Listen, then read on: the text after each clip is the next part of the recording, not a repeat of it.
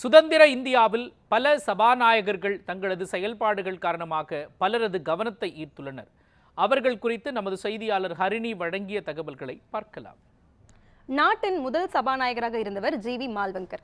கணேஷ் வாசுதேவ் மால்வங்கர் ஆன இவர் குஜராத்தை சேர்ந்தவர். சிறந்த காந்தியவாதி மற்றும் விடுதலை போராட்ட வீரரும் கூட.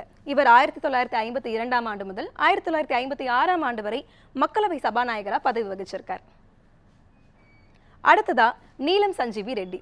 இவர் காந்தியவாதி, விடுதலை போராட்ட வீரர், சிறந்த நிர்வாகி அப்படின்ற பெயர் எடுத்தவர்.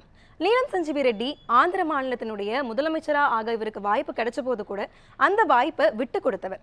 1969ஆம் ஆண்டு குடியரசுத் தலைவர் வேட்பாளராக போட்டியிட்டு சில உட்கட்சி பூசல்கள் காரணமா தோற்கடிக்கப்பட்டாலும் 1978ஆம் ஆண்டு ஜனதா கட்சியின் ஆட்சியில குடியரசுத் தலைவராக தேர்ந்தெடுக்கப்பட்டவர்.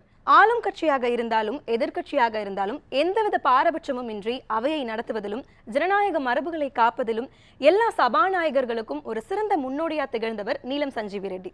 இவர் 1967 முதல் 1969 வரையும் தொடர்ந்து 1977 மார்ச் மாதம் முதல் ஜூலை மாதம் வரை மக்களவை சபாநாயகரா பதவி வகிச்சிருக்கார். அடுத்ததா பல்ராம் ஜாக்கர். இவர் பஞ்சாபை சேர்ந்தவர், முன்னாள் மத்திய அமைச்சர், சிறந்த நிர்வாகியும் கூட. சிக்கலான காலகட்டத்தில் மக்களவை சபாநாயகரா இருந்தவர். பஞ்சாப்ல சீக்கிய தீவிரவாதிகள் தனிநாடு கேட்டு கிளர்ச்சி செய்த காலகட்டத்தில் மக்களவை சபாநாயகரா இருந்தவர். ராஜீவ்காந்தி ஆட்சியில தனிப்பெரும்பான்மையோடு மக்களவையில் இடம் பெற்றிருந்தாலும் கூட எதிர்க்கட்சிகளின் எண்ணிக்கை குறைவா இருந்தப்பையும் நாடாளுமன்றத்தில் எதிர்க்கட்சிகளுக்கு உரிய வாய்ப்பளித்த சபாநாயகர் பல்ராம் ஜாக்கர்.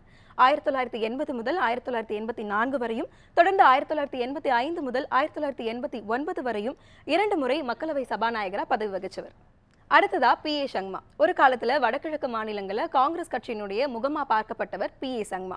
தேவகவுடா ஆகியோர் பிரதமராக இருந்த காலகட்டத்தில் ஐக்கிய முன்னணி கூட்டணி அரசு அமைச்சிருந்தப்போ கௌரவ அடிப்படையில் எம்பிக்களுக்கு கொடுக்கப்பட்டிருந்த எல்பிஜி இணைப்பு, மத்திய அரசின் கல்வி நிறுவனங்களுக்கான சேர்க்கைக்கான பரிந்துரை கடிதம் போன்ற சிறப்பு சலுகைகள் வணிகமயமாக்கப்படுவதா குற்றச்சாட்டு எழுந்தபோது அந்த சிறப்பு சலுகைகள் எல்லாத்தையும் நீக்கியவர். அது மட்டும் இல்லாமல் 1997ஆம் ஆண்டு சுதந்திர தினத்தை முன்னிட்டு நள்ளிரவில், அதாவது ஆகஸ்ட் 14ஆம் தேதி நள்ளிரவில் மக்களவையை கூட்டி எம்பிக்கள் சிறப்பாக செயல்பட பல முக்கிய ஆலோசனைகளை வழங்கியவர் பி.ஏ. சங்மா. அடுத்ததா ஜி.எம்.சி. பாலயோகி. தெலுங்கு தேசம் கட்சியை சேர்ந்தவர். அரசியலுக்கு முன்பு வழக்கறிஞராகவும் மாவட்ட நீதிபதியாகவும் இருந்தவர். 1999ஆம் ஆண்டு தேசிய ஜனநாயக கூட்டணி தலைமையில ஆட்சி அமைத்த வாஜ்பாய் அரசுக்கான ஆதரவை அதிமுக திரும்ப பெற்றதுனால நம்பிக்கையில்லா தீர்மானம் கொண்டு வரதுக்கு எம்பிக்கள் ஆதரவு தேவைப்பட்ட நிலையில ஒடிசாவில் முதலமைச்சரா பதவி ஏற்ற ஒரு மூத்த எம்பி பதவி விலகாம இருந்தப்போ அவரோட ஓட்டை பதிவு செய்யணுமா செய்யக்கூடாதான்ற தீர்மானிக்கிற பொறுப்புல ஜி.எம்.சி. பாலயோகி இருந்தார். ஆனா அப்போ தன்னுடைய சொந்த முடிவை இவர் தீர்மானமா சொல்லாம உங்களுடைய மனசாட்சிப்படி நீங்க நடந்துக்கோங்கன்னு சொல்லி அவரோட தீர்மானத்துல விட்டுட்டார். ஒரே ஒரு ஓட்டு வித்தியாசத்துல அன்னைக்கு வாஜ்பாயினுடைய ஆட்சி கவிழ்ந்துச்சு. இவர் எடுத்த முடிவினால அன்றைய வாஜ்பாய் ஆட்சி கவிழ்க்கப்பட்டாலும் மீண்டும் 3ஆம் முறை வாஜ்பாய் ஆட்சி அமைத்த போது மக்களவை சபாநாயகராக இருக்கக்கூடிய வாய்ப்பை மறுபடியும் இவருக்கே கொடுத்தாங்க. 1998 முதல் 1999 வரையிலும் தொடர்ந்து 99 முதல் 2002 வரையிலும் மக்களவை சபாநாயகரா பொறுப்பு வகிச்சார். அடுத்ததா பார்க்க போறது சோம்நாத் சாட்டர்ஜி. மேற்கு வங்காளத்தை சேர்ந்த இவர் மூத்த வழக்கறிஞர், தொழிற்சங்கவாதி, மார்க்சிஸ்ட் கம்யூனிஸ்ட் கட்சியிலிருந்து நாடாளுமன்றத்துக்கு சபாநாயகரா பொறுப்பு வகிச்சவர். 2004ஆம் ஆண்டிலிருந்து 2009ஆம் ஆண்டு வரை சபாநாயகரா பதவி வகிச்சவர் சோம்நாத் சாட்டர்ஜி. இந்தியா அமெரிக்கா இடையில அணு ஒப்பந்தத்துக்கான சர்ச்சை எழுந்தபோது மார்க்சிஸ்ட் கம்யூனிஸ்ட் கட்சி தங்களுடைய ஆதரவை பின்வாங்கிய போதும் பதவியிலிருந்து விலகாம தொடர்ந்து சபாநாயகரா பதவி வச்சவர் சோம்நாத் சாட்டர்ஜி. சிறந்த பாராளுமன்றவாதிகளில் ஒருவர் அப்படின்னு அறியப்படக்கூடியவர் சோம்நாத் சாட்டர்ஜி. இவரோட பதவி காலத்துல இவரை பார்க்க வரக்கூடிய பார்வையாளர்களுக்கு வழங்கக்கூடிய தேநீர், சிற்றுண்டி, இதற்கான செலவுகளை கூட தன்னோட சொந்த நிதியிலிருந்து தான் பண்ணியிருக்கார். இவர் எம்பியா இருந்த போதெல்லாம் காலமெல்லாம் ஆட்சியாளர்களை கேள்விகளால் அலற வைத்தவர்னே இவரை சொல்லலாம்.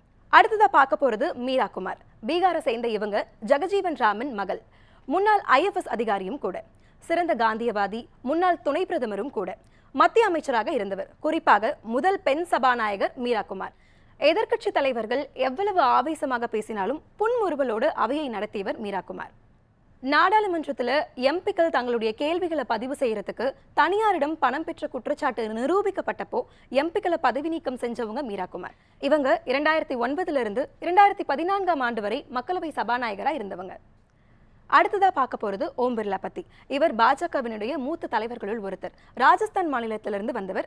ராஜஸ்தான் மாநிலத்துல சட்டமன்ற உறுப்பினரா இருந்தவர். வர்த்தக குடும்பத்தை சேர்ந்தவர். 2வது முறை மோடி பிரதமராக பதவி வகிச்ச காலத்துல சபாநாயகரா இருந்தவர்.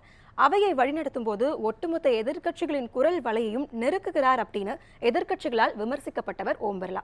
அவையின் அனைத்து நடவடிக்கைகளிலும் ஆளும் கட்சியின் கண் அசைவிற்கு ஏற்ப அவையை நடத்துகிறாருன்னு எதிர்க்கட்சிகளால் குற்றம் சாட்டப்பட்டவர் ஓம் பிர்லா. 100க்கும் மேற்பட்ட எதிர்க்கட்சி எம்பிக்களை சஸ்பெண்ட் செஞ்சு விவாதமே இல்லாம நிதி மசோதாவை நிறைவேற்றி குற்றவியல் நடைமுறை சட்டத்தை நீக்கி புதிய சட்டத்தை நிறைவேற்ற வழிவகுத்தவர் ஓம் பிர்லா. இவர் சர்ச்சைகளுக்கான நாயகன்னே சொல்லலாம். 2019ஆம் ஆண்டிலிருந்து 2024ஆம் ஆண்டு வரைக்கும் மக்களவை சபாநாயகரா பதவி வகிச்சிருக்கார்.